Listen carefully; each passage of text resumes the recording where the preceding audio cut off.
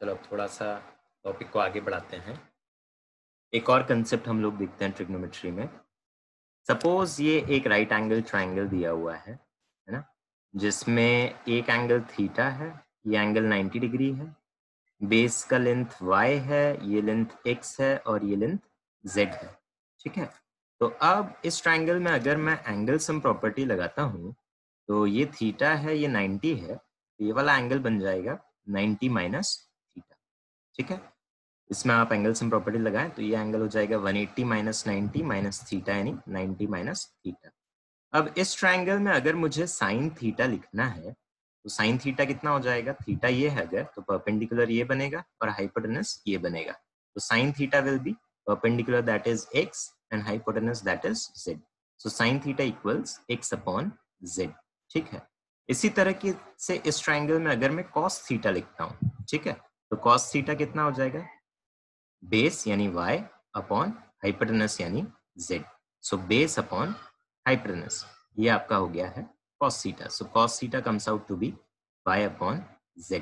ठीक है, लेकिन अगर इस ट्राइंगल में मेरा एंगल ऑफ कंसर्न ये बन गया यानी 90 माइनस थीटा बन गया, तो अब ये परपेंडिकुलर की तरह काम करेगा, एंगल के ऑपोजिट जो साइड होता है वो परपेंडिकुलर रहता है ना, एंड ये बेस की तरह काम करेगा। ठीक है, तो अगर मैं cos ऑफ दिस एंगल यानी cos ऑफ 90 माइनस थीटा लिखूं तो वो बेस अपॉन हाइपोटेनस के बराबर होगा यानी x अपॉन z के बराबर। तो cos ऑफ 90 माइनस थीटा कितना आ गया, x अपॉन z के बराबर। सिमिलरली अगर इसी ट्राइंगल में इसको एंगल ऑफ कंसर्न लिया जाए और साइन ऑफ दिस एंगल लिखा जाए यानी साइन ऑफ 90 माइनस थीटा, तो sine of 90 minus theta will be perpendicular upon hypotenuse. इस एंगल के रिस्पेक्ट में परपेंडिकुलर ये है, तो y upon z will be sine of 90 minus theta. So sine of 90 minus theta comes out to be y upon z। ठीक है, अब आपके पास ये जो चार रिलेशन आए हैं इनको जब आप ध्यान से देखेंगे तो साइन थीटा का जो वैल्यू आया है वही value cos of 90 minus theta का भी आया है, दोनों x अपॉन z के बराबर है। इसका मतलब cos of 90 minus theta should be equal to sine theta. तो ये हमारी एक आइडेंटिटी बन गई है, ये हमें याद रखनी पड़ेगी। सिमिलरली cos थीटा और साइन ऑफ 90 माइनस थीटा दोनों y अपॉन z के बराबर आए हैं, तो sine of 90 minus theta is equal to cos theta. ठीक है, तो ये सेकेंड आइडेंटिटी बन गई है। इसी तरीके से इस ट्राइंगल में आप और रिलेशंस निकालना जब शुरू करेंगे तो आपको tan of 90 minus theta equal to cot theta आ जाएगा and cot of 90 minus theta equal to tan theta आ जाएगा।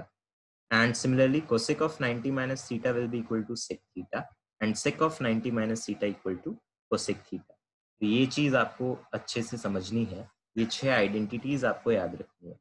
ओके, इसका डेरिवेशन हमने किस तरीके से किया है वो भी आपको याद रखना है। तो ये 6 आइडेंटिटीज यूज करना हम अब शुरू करते हैं कुछ क्वेश्चंस में। तो आप ये क्वेश्चन अब आप मुझे ट्राई करके बताएंगे।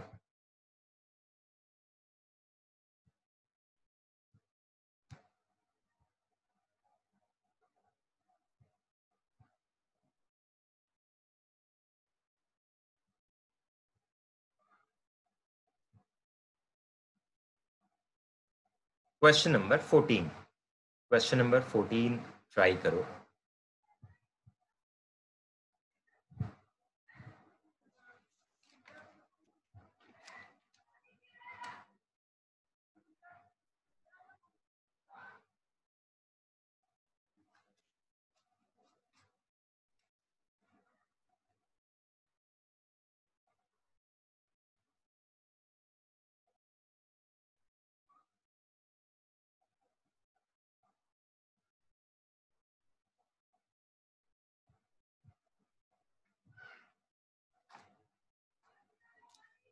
तो क्वेश्चन 14 का सॉल्यूशन हम लोग, बहुत ही आसान क्वेश्चन है, इसको हम ओरली कर सकते हैं। ध्यान से देखो, tan ऑफ 7 डिग्रीज को tan ऑफ 7 ही रहने दो, tan ऑफ 23 को tan ऑफ 23 रहने दो। tan ऑफ 60 का वैल्यू आपको याद हो, हमने देखा था √3 के बराबर होता है। tan ऑफ 67 इसको मैं लिख सकता हूँ cot ऑफ 90 माइनस 67। कौन सी आइडेंटिटी यूज करी है मैंने, tan theta equals cot of 90 minus theta. So this tan 67 will become cot of 90 minus 67 यानी cot ऑफ 23। ठीक है, and similarly tan of 83 can be written as cot of 90 minus 83 यानी cot of 7. ठीक है, तो ये tan ऑफ 67 cot 23 बन गया और tan ऑफ 83 cot 7 बन गया. सिमिलरली इस cot ऑफ 54 को आप लिख सकते हैं tan ऑफ 90 माइनस 54 यानी tan ऑफ 36. ये tan ऑफ 36 बन गया. सिमिलरली इस sin 20 को आप लिख सकते हैं cos ऑफ 90 माइनस 20 यानी cos ऑफ 70. तो इतने चेंजेस मैं कर रहा हूँ. मैंने क्या किया, चेंज नहीं किया. इस tan ऑफ 7 को चेंज नहीं किया, इस tan ऑफ 23 को चेंज नहीं किया, इस tan ऑफ 36 को चेंज नहीं किया, इस sec ऑफ 70 को चेंज नहीं किया. ठीक है, तो जो मैं कह रहा हूँ उसको मैं नोटबुक पे दिखाता हूँ आप लोगों को. तो ये देखो, tan of 7 into tan of 23, tan of 60 को √3 लिखा, tan ऑफ 67 को cot ऑफ 23 लिखा, tan ऑफ 83 को cot ऑफ 7 लिख दिया है, प्लस cot ऑफ 54 को tan ऑफ 36 लिख दिया है और sin 20 को cos 70 लिख दिया है. अब ये जो cot 23 है इसको 1/tan ऑफ 23 लिख सकते हैं. cot का रेसिप्रोकल tan होता है, तो 1/tan ऑफ 23, तो ये इसके साथ कैंसिल आउट हो जाएगा. इस cot ऑफ 7 को 1/tan 7 लिख सकते हो, तो ये tan 7 इस tan 7 के साथ कैंसिल आउट हो जाएगा, बचेगा सिर्फ √3. तो ये पूरी चीज मिलकर सिर्फ √3 बच गई है. Similarly tan of 36/tan of 36 1 हो जाएगा. cos of 70 and into sec of 70, तो sec of 70 can be written as 1/cos 70. तो ये भी कैंसिल आउट होकर 1 बच गया और ये -2 तो एज सच है ही. तो 1 + 1 - 2 ये सब कैंसिल आउट हो जाएंगे. इफेक्टिवली आपका आंसर आ जाएगा √3.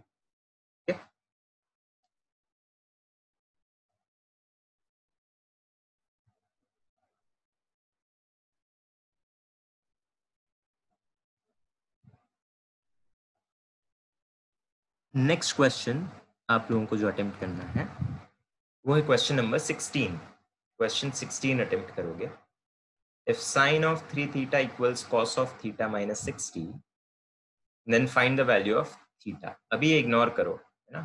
3 theta and theta minus 60 are acute. इसको इग्नोर करना है. सिर्फ ये दिया हुआ है sin of 3 theta equal to cos of theta minus 60.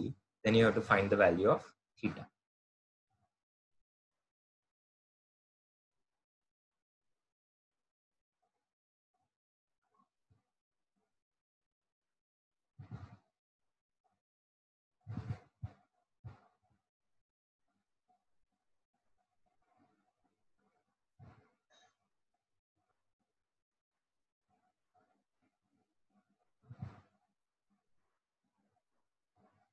तो इसका सोल्यूशन हम लोग देखते हैं.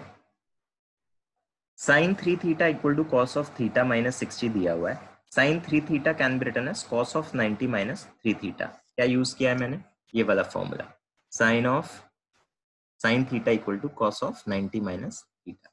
तो वो जब आप यहाँ पर यूज करेंगे तो this sin 3 theta can be written as cos of 90 minus 3 theta. और RHS में cos of theta minus 60 दिया हुआ है. तो cos of this angle is equal to cos of this angle, मतलब ये दोनों चीजें सेम होनी चाहिए. कंपेयर कर लिया हमने, तो 90 minus 3 theta equals theta minus 60 degrees. इस थीटा, इस -3 थीटा को आप इधर लेकर जाएंगे तो 3 थीटा प्लस थीटा हो जाएगा. ये -60 जब आप इधर लेकर आएंगे तो 90 + 60 हो जाएगा, यानी 150 = 4 थीटा, यानी थीटा इक्वल्स 150/4 यानी 75/2 यानी 37.5 डिग्रीज. इसका आंसर हो जाएगा 37.5 डिग्रीज.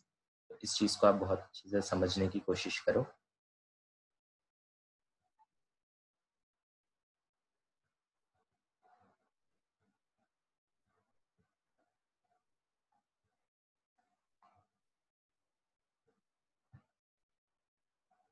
नेक्स्ट क्वेश्चन,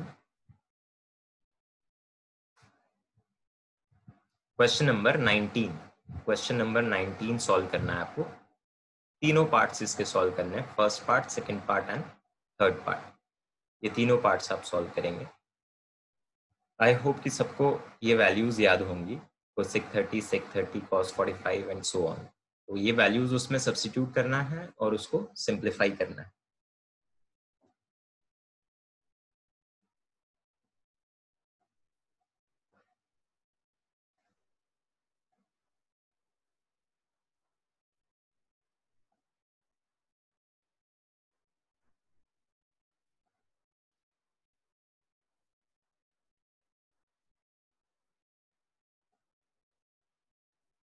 तो इसका सोल्यूशन हम लोग देख लेते हैं।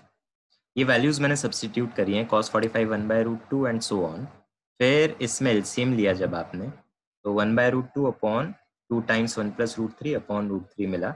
इसको और सिंप्लीफाई किया तो इस तरीके से हुआ। फिर उसको रैशनलाइज भी करना है, क्योंकि डिनोमिनेटर में हम कभी भी इरेशनल टर्म नहीं रखते हैं। तो जब आप उसको रैशनलाइज करेंगे तो आप √2 इंटू 1 + √3 से ऊपर नीचे मल्टीप्लाई करेंगे और उसको सिंप्लीफाई करके आपको ये आंसर मिल जाएगा।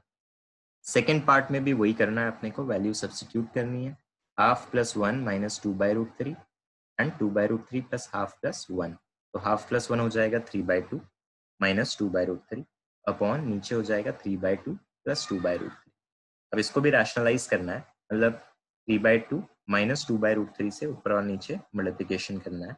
तो ऊपर हो जाएगा 3/2 - 2√3 का होल स्क्वायर अपॉन नीचे a + b into a - b का फॉर्मूला आप लगाएंगे, तो a² - b²। तो ऊपर हो जाएगा a - b के होल स्क्वायर का एक्सपेंशन, यानी 9/4 + 4/3 - 2√3 अपॉन नीचे 3/2 का स्क्वायर 9/4, 2/√3 का स्क्वायर 4/3। इसको जब आप सिंप्लीफाई करेंगे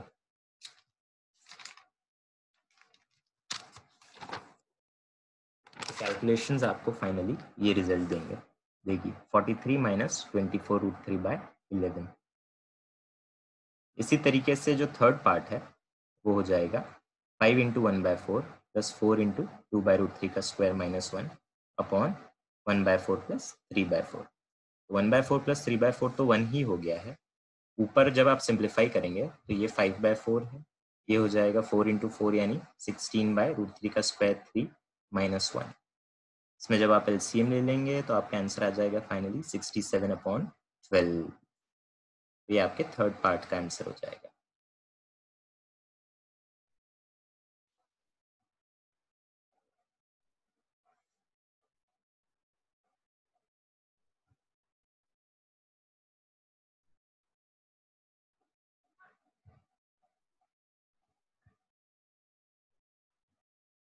अब होमवर्क क्वेश्चन जो आपको करना है